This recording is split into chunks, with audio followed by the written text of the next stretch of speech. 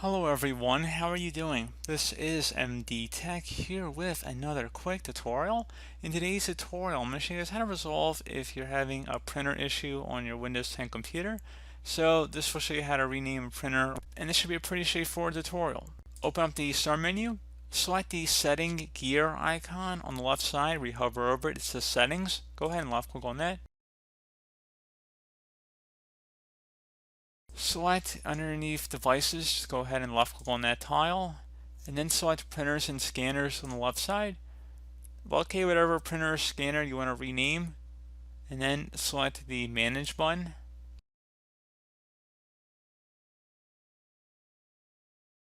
Select printer properties.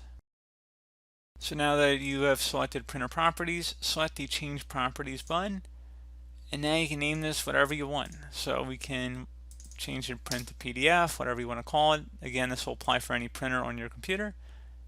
And you may need to restart your computer in order for the change to take effect.